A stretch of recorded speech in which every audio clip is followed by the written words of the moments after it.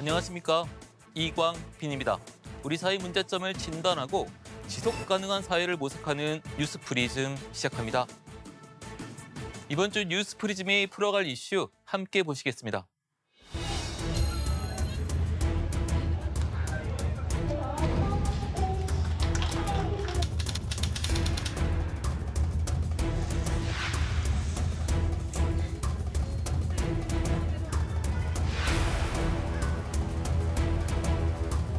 우리나라 이주 배경인 인구 수가 10년 새에 2배 이상 증가해서 충청남도 인구보다 더 많은 상황이 됐습니다.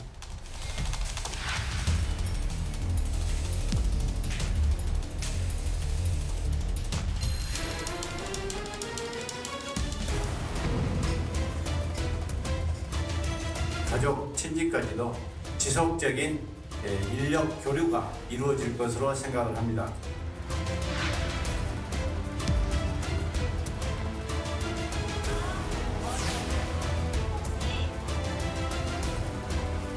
모든 우리 한국에 있는 외국인들을 아울 수 있는 균형 잡힌 다문화 정책이 마련돼야 할 것입니다.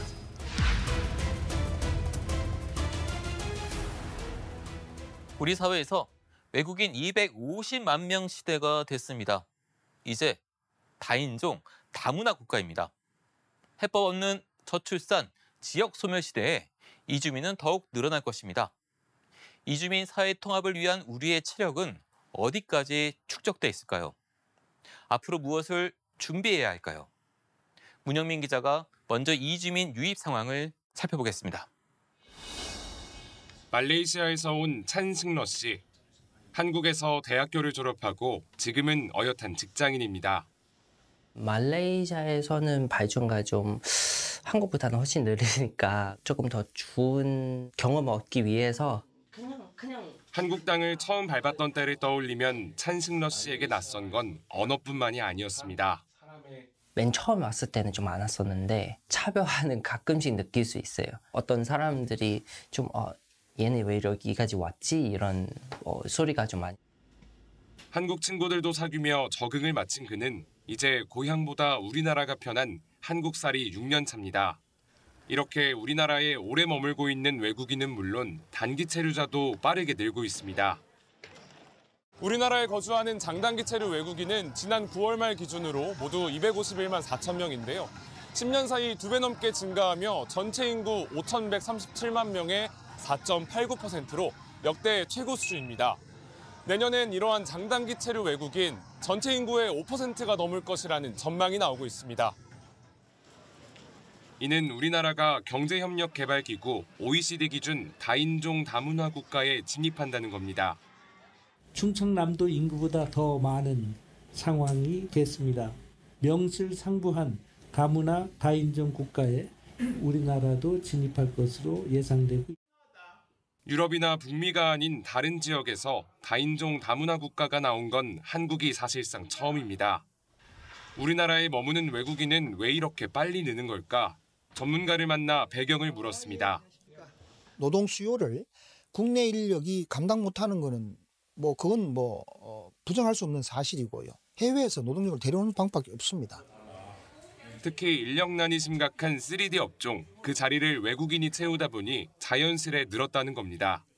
비교적 높은 소득과 인프라를 누릴 수 있다는 점도 외국인 증가에 한몫했다고 평가합니다.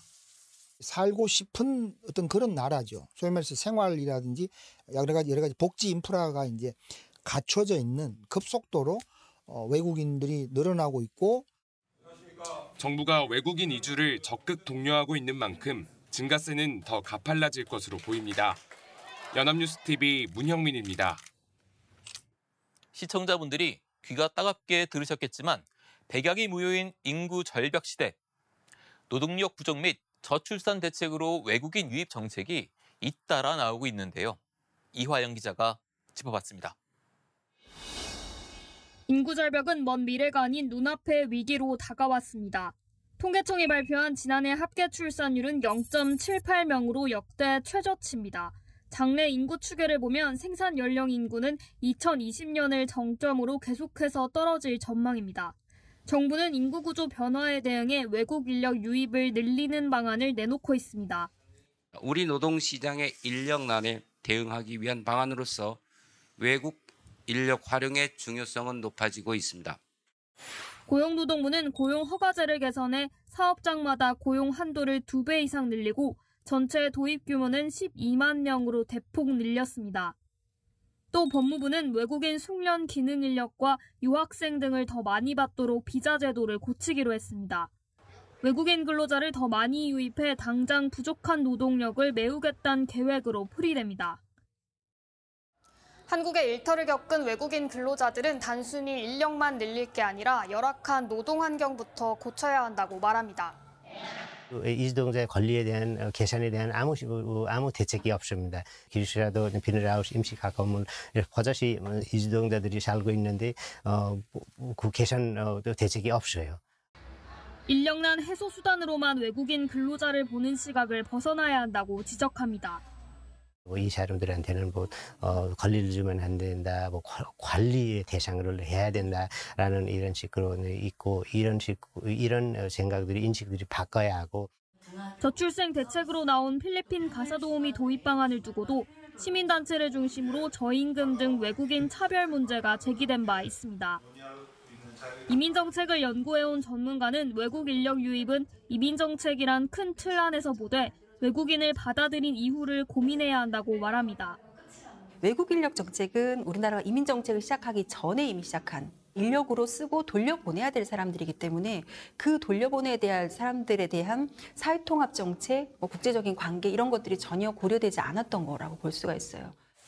또 외국인을 유입한 지자체 차원에서 사회통합 방안을 마련하는 한편 지금과 같이 단순 노무 인력을 늘리는 방안에서 나아가 인구 확보를 위한 통합적 대책을 고민해야 할 때라고 조언합니다. 어느 정도의 쿼터를 설정해서 외국인을 유입하게 되면 그 외국인과 혹은 이민자들은 지역사회에서 살아가게 되거든요. 인력이라고 하는 정책에서 고용과 어떤 노동의 관계에서부터 사회적 관계로 확장하는 이민정책으로 나아갈 수밖에 없는. 외국인 유입을 늘리기만 할 게 아니라 인력 확충이 갖는 의미를 다시 봐야 하고 관계부처들이 협력해 종합적인 이민정책을 만들어야 한다는 설명입니다. 연합뉴스TV 이화영입니다. 이미 다문화 국가로 진입한 데다 이주민 증가 속도가 더 빨라질 전망입니다. 이에 발맞춰 사회적 준비도 더 해야 할 텐데요. 이 분야를 연구해 오신 서울대 행정대학원의 김병조 교수로부터 진단을 들어보겠습니다. 안녕하세요, 김 교수님. 네, 나와주셔서 감사합니다. 네, 그 다문화 사회가 잘 정착하기 위해선 정치, 사회, 문화적으로 어떻게 접근해 들어가야 할지 먼저 좀 큰 틀에서 말씀을 부탁드리겠습니다. 네, 다문화 사회를 최근에는 인구 감소에 대한 대책으로 보는 경향이 좀 있는데요. 이는 이주민을 이제 숫자나 도구로 보는 그러한 좀 접근이라는 점에서 올바르지 않을 수도 있다, 이런 생각입니다. 이주민들도 이제 우리 사회의 일원이 되어야 하기 때문에 새로운 구성원을 어떻게 맞이하고 또 어떻게 우리 사회에 융화시킬 수 있을 것인가가 중요합니다. 이를 위해서 저는 한 2가지 관점이 중요하다고 생각됩니다. 첫 번째는 내국인의 관점인데요. 내국인의 관점에서는 이민자를 받아들일 수 있는 우리 사회의 마음의 준비, 그 정도가 얼마나 되어 있느냐, 즉 다문화 수용성이 중요하고요. 두 번째로 이주민 관점에서는 한국 사회에 성공적으로 적응하고 또 우리 사회의 일원으로 융화되기 위해서 필요한 것들이 무엇인가, 이거를 점검해 볼 필요가 있다고 생각됩니다. 다문화 수용성, 좋은 말씀인데요. 그런데 현실적으로 이슬람 사원 건립 문제를 놓고 혐오 행위가 벌어지기도 했는데요. 이런 문제 어떻게 이해해야 할까요? 사실 혐오는 두려움의 표현이고, 두려움은 바로 낯설음에서 이제 시작되는 거라고 생각됩니다. 네. 서로 다른 개인이나 집단이 만날 때면 이러한 문제가 발생할 수밖에 없는 것은 사실이고요. 따라서 학자들은 서로 다른 사회 집단의 교류에 있어서 많이 연구를 해왔고, 또 그 결과 밝혀낸 것이 집단 간의 접촉이 중요하다는 것이 핵심입니다. 예를 들어서 어린이들을 보면은 그 외국인이 지나다닐 때 이렇게 빤히 쳐다보게 되잖아요. 그건 너무나 자연스러운 현상입니다. 하지만 익숙해질수록 그런 것들이 낯설음이 줄어든다는 것이죠. 무슬림도 우리와 같은 사람이라는 점을 이해할 필요가 있죠.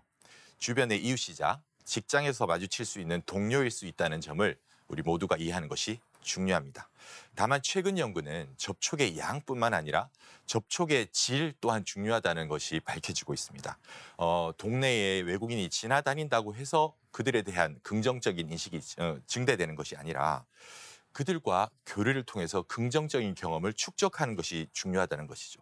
그 유럽의 경우는 학교나 공공기관에서 이슬람 문화의 히잡을 금지하는 경우가 있는데요. 여성 인권을 내세웠기 때문인데 이는 또 문화적 다양성 존중과는 또 충돌하잖아요. 단순한 혐오 문제보다는 좀 더 고차원적인 문제인데요. 우리나라에서도 이제 이런 논란이 곧 벌어지지 않을까 하는 생각도 드는데요.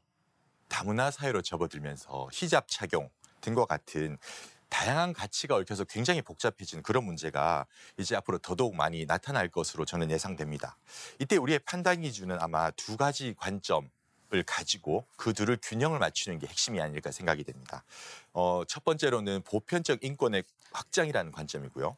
두 번째로는 다양한 문화적 관점을 존중한다라는 태도입니다. 보편적 인권 확장이라는 관점에서 서구권에서는 히잡을 금지하는 경우가 실제로 있었죠. 그러나 이는 반대로 문화적 다양성의 관점에서 봤을 때는 올바른 접근이 아닐 수가 있다는 것이 문제입니다. 인권과 다양성을 판단하는 기준이 서구권의 문화적 기준이라기보다는 해당 문화권에 속해서 생활하는 사람들, 당사자 자신들의 경험과 인식을 고려할 필요가 있기 때문입니다. 예를 들어 히잡 착용이 일반적으로는 여성의 인권 개선과 어긋나는 방향으로 보이는 것은 사실이죠. 그러나 그것을 해당 문화권의 여성이 직접 당사자로서의 목소리를 내는 것과 타 문화권에서 이들에게 강제로 히잡을 벗게 하는 것은 전혀 다른 맥락입니다. 후자는 오히려 이슬람 여성의 자기 선택권을 존중하지 않는 접근일 수도 있다는 것이 우려가 되는 겁니다. 인권은 보편적 개념이자 권리이지만 이를 실현하는 방식에는 신중하고 섬세한 접근이 필요합니다. 다문화 사회로 접어든 우리도 앞으로 다양한 가치를 어떻게 조화시킬 것인가 여기에 좀 관심을 더 기울여야 될 것 같습니다. 실질적으로 다문화 수용성을 향상하는 방안 어떤 게 있을까요? 네, 앞서 말씀드린 대로 접촉이 핵심인데 그 접촉에 있어서 양뿐만 아니라 양질의 접촉을 늘리자. 이것이 핵심이라고 저는 생각됩니다. 따라서 여러 지자체에서는 현재 다양한 다문화 정책과 행사들을 펼치고 있는 것으로 알고 있죠, 우리가. 이러한 행사들은 주로 결혼 이주민이나 근로자들, 즉 이주민들을 중심으로 많이 이루어지고 있는데요. 지자체에서는 그리고 중앙정부에서도 이들뿐만 아니라 내국인의 참여를 늘려서 이 과정에서 서로가 교류할 수 있는 양질의 경험을 공유할 수 있는 그런 기회를 만드는 것이 핵심이라고 생각됩니다. 네, 그러니까 이게 상대가 있는 문제잖아요. 그러니까 역지사지의 관점에서 봤을 때 이주민의 관점을 감안하면은 접근 방법도 많이 좀 달라질 것 같은데요. 네, 맞습니다. 사실 지금까지 말씀드린 것은 우리 사회에 들어온 이주민을 대하는 우리 내국인의 관점에서 말씀을 많이 드렸는데요. 이주민의 관점에서도 좀 중요합니다. 특히 이주민 관점에서 다문화 사회에 대비할 수 있는 정책적 시사점을 좀 찾으려면 좀 기존의 이주민에 대해서 어떻게 연구해야 하는가를 좀 보면 좋을 것 같습니다. 지난 수십 년간 우리나라뿐만 아니라 문화 간 교류가 많았죠. 저소득 국가에서 선진국으로 이렇게 이주한 경우가 많았는데 그에 대한 연구들이 축적되면서 학자들이 확인한 바가 있습니다. 즉 이주민은 새로운 사회에 도착했을 때는 두 가지 감정을 가지게 됩니다. 하나는 자신의 모국에 대한 태도, 또 하나는 새로 이주하게 된 정착국에 대한 태도입니다. 이 두 국가에 대한 태도가 모두 다 긍정적일 때에는 정말 건강한 방식으로 새로운 사회에 적응할 수 있습니다. 자기 사회에 대해서도 자랑스러워하고 새로 적응하는 국가에서도 적극적인 태도를 가지고, 하지만 반대가 될 경우 만약에 자기 모국에 대해서 후진국에서 부끄럽다고 하거나 아니면 새로 정착한 국가에 대해서 차별을 당함으로써 부정적인 경험을 가질 때 이 사람들의 새로운 국가에서 정착은 성공적이기가 쉽지 않죠. 건강한 사회적 융합을 위해서는 이들에게 한국 사회에서 긍정적인 경험을 축적할 수 있는 그런 기회를 주는 것이 중요하다고 생각됩니다. 이민자 사회통합 문제 여기까지 듣겠습니다. 고맙습니다. 지지부진했던 이민청 신설 논의도 윤석열 정부 들어 다시 힘을 받는 모습입니다. 이민정책 컨트롤타워 문제 어떻게 되고 있는지 살펴보겠습니다. 이은정 기자입니다. 이민청 도입 논의의 시작은 김대중 정부로 거슬러 올라갑니다. 19대 국회에서는 최초의 기화인 출신 국회의원인 이자스민 의원이 이민 정책을 총괄하는 컨트롤 타워를 새로 만드는 내용의 법안을 발의했지만 임기 만료와 함께 자동 폐기됐습니다. 윤석열 정부 들어서는 한동훈 법무부 장관이 취임사를 통해 이민청 신설을 정책과제로 제시했습니다. 이민청 설립 검토를 포함하여 이민 정책을 수준 높게 추진해 나갈 체제를 갖춰 나갑시다.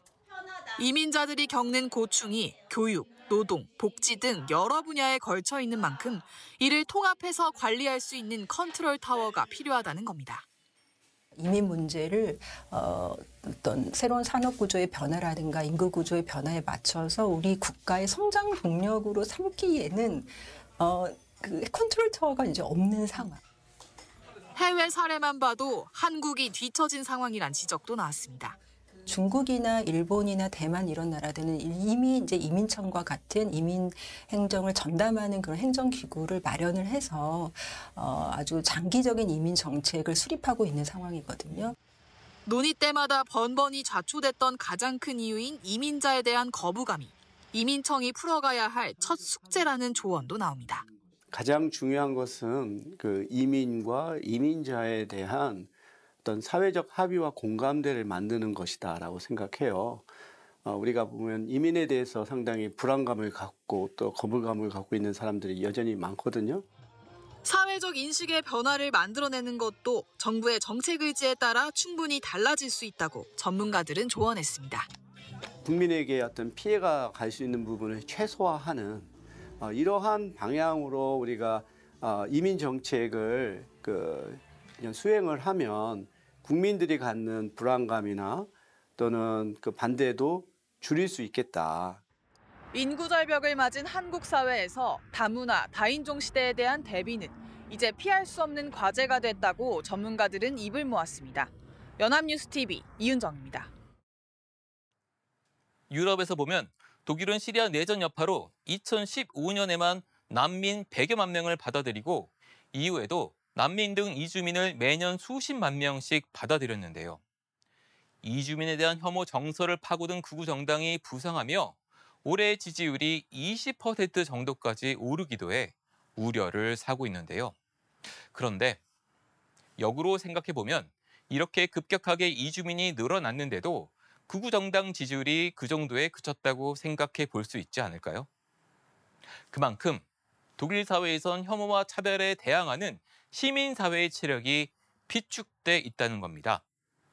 독일 사회에서 이민자 사회 통합은 여러 문제를 노출하고 있지만 전 세계적으로 모범 사례가 되고 있습니다. 이민자의 사회적 통합 과정에선 필연적으로 갈등이 따릅니다. 이 갈등을 생산적으로 조율해가면서 우리 사회가 한 발씩 더 나아갈 수 있도록 해야겠습니다. 이번 주 뉴스프리즘은 여기까지입니다. 시청해주신 여러분 고맙습니다.